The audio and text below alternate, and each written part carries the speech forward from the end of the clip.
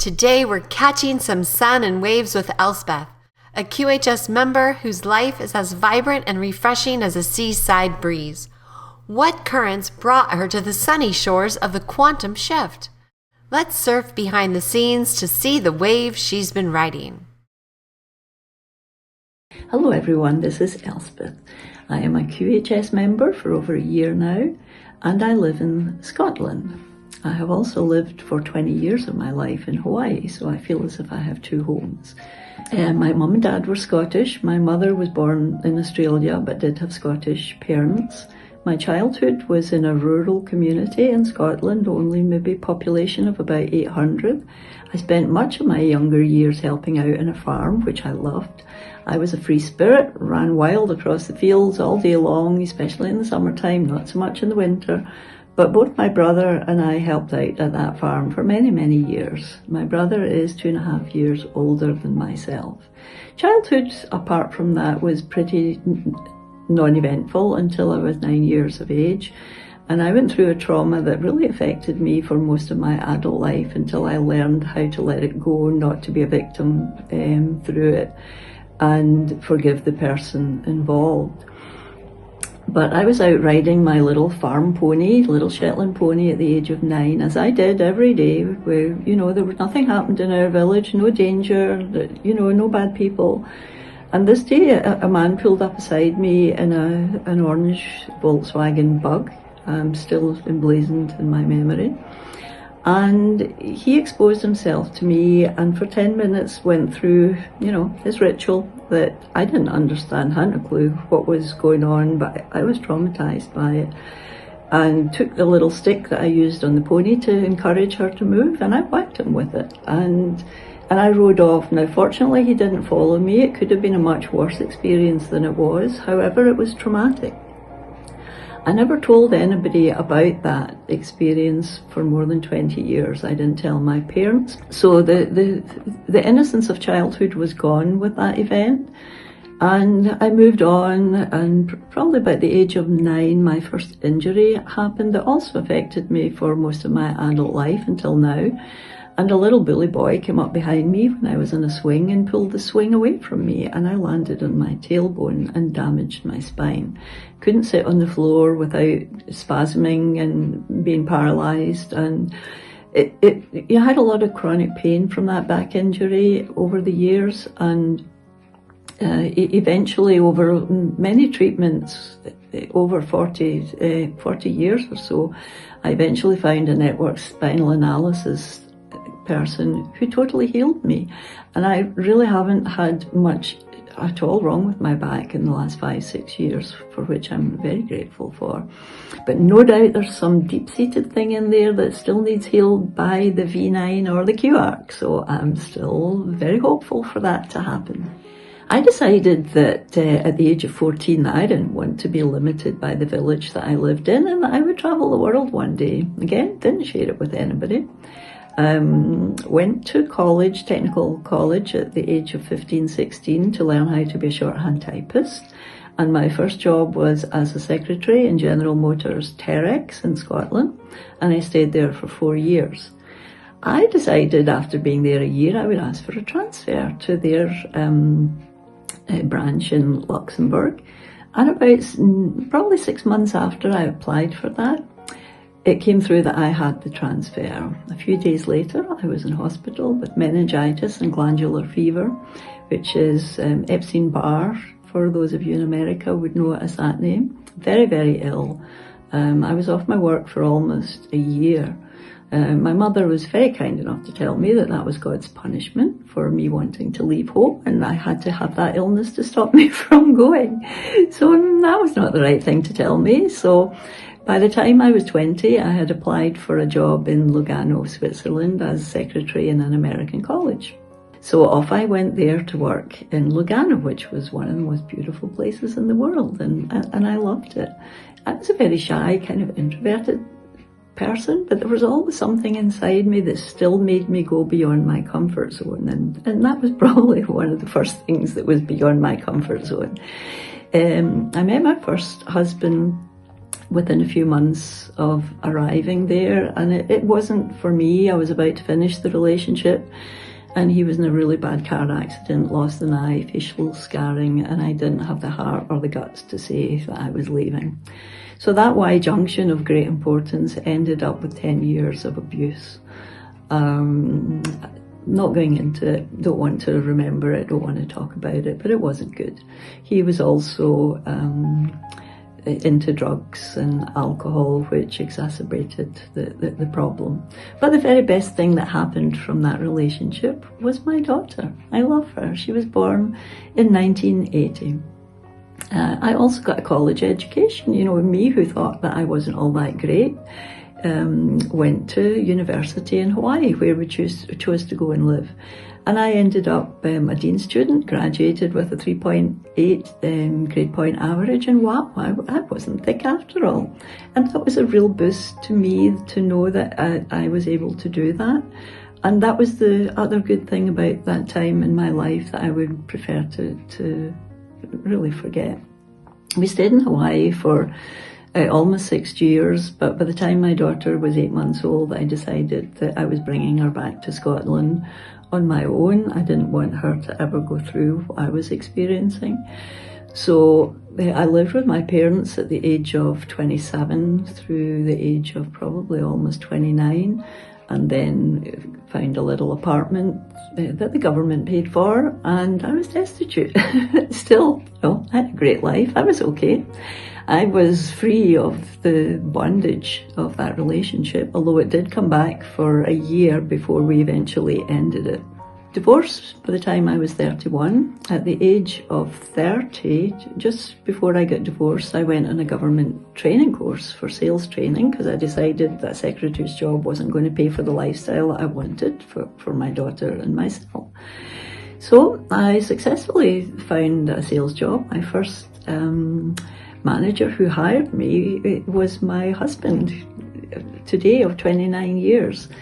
And we kind of were friends with one another for 10 years before we got married. I did not want to go lightly into another relationship.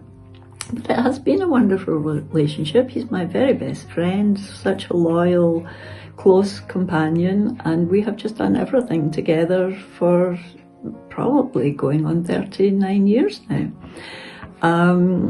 So I went from working for my husband and climbed the sales ladder in the corporate world in Scotland, and over a period of 15 years went from the bottom of my profession to the top, and ended up as a sales manager of a large blue chip telecommunications company in Scotland.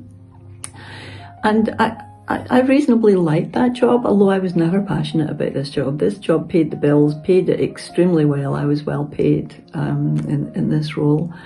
But it wasn't my passion. It certainly wasn't my passion. And I had really good managers for most of my time in that last job until I had a little bully boss who was 10 years younger than I was, and he really stressed my life out in so many ways. I was very successful and he couldn't cope with it. There was no females in my profession at that time. I had no female peers.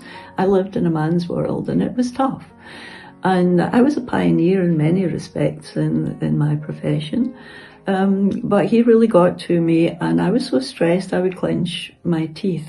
And eventually I expelled the cartilage in my jaw and I couldn't open my mouth.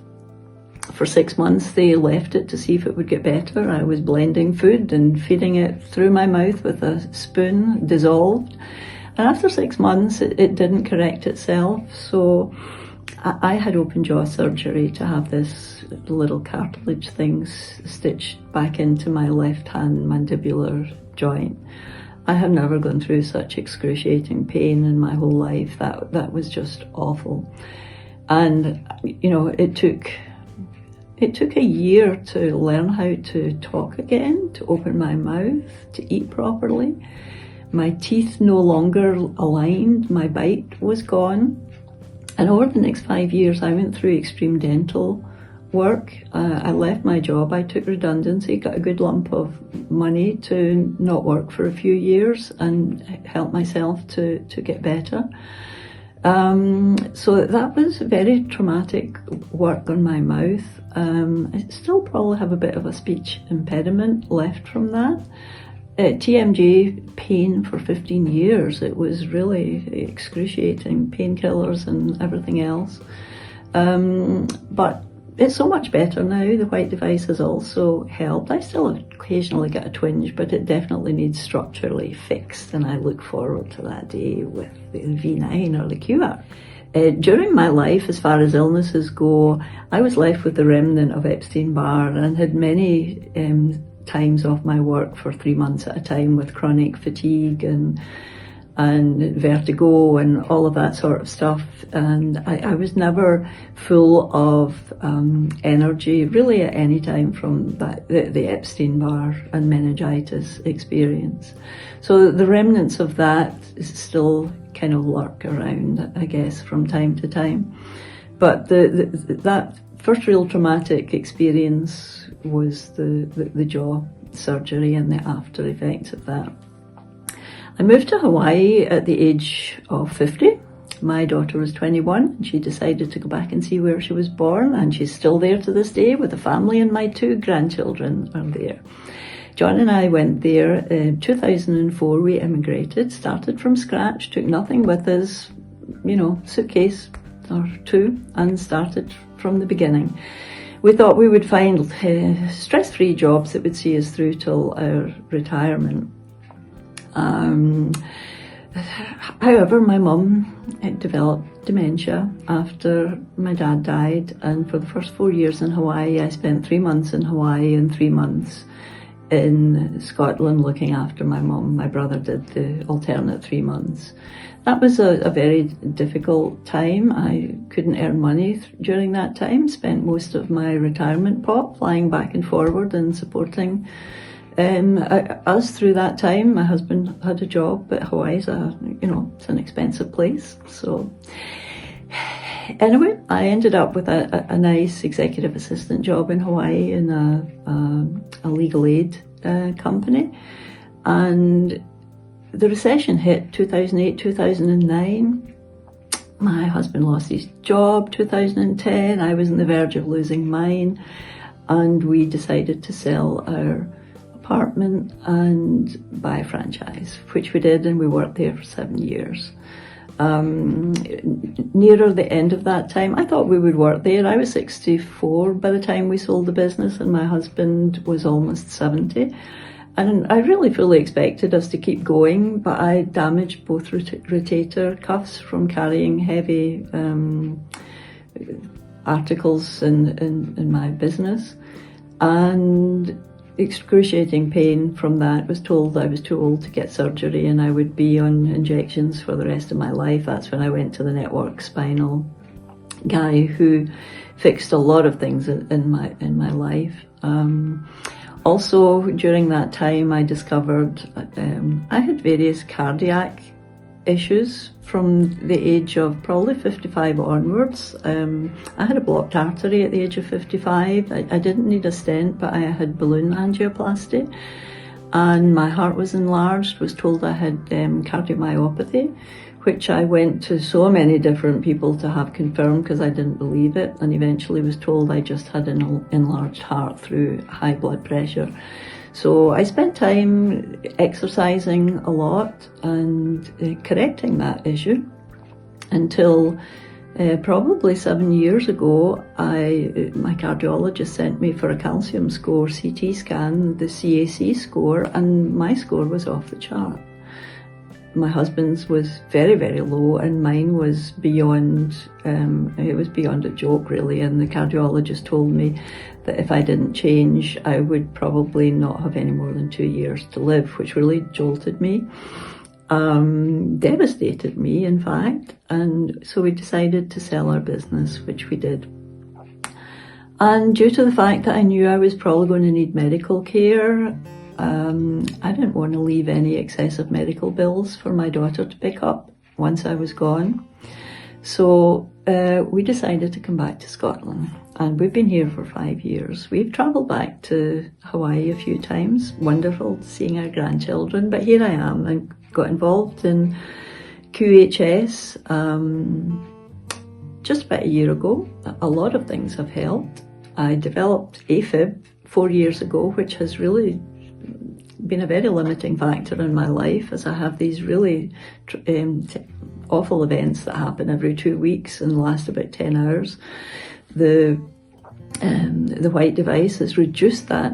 It still happens every 1 to 2 weeks now, but the severity of the event has lessened. But it's the one thing that's remaining that I still need help with, and I'm so looking forward to the V9 getting rid of these dreadful AFib things, hopefully cleaning up my coronary arteries, which I have no idea if they have been cleaned up or not, but I'm just believing that they are. So many things I've left out, but time doesn't allow talking about them. So I hope I've given you a taste of where my life has come from and where it's at the moment. My husband has memory issues, which we're hopeful of the device also helping, but he's in very good health other than that, so we have no complaints. He's now 75, and I had my 70th birthday a few weeks ago. So we're looking forward to helping humanity when we're fixed and healthy and wealthy and hopefully a little bit wiser as well. So I think that's all I have for you today, and I thank you very much for listening to my backstory. Join us on the Prequel, where every story matters and every voice is heard.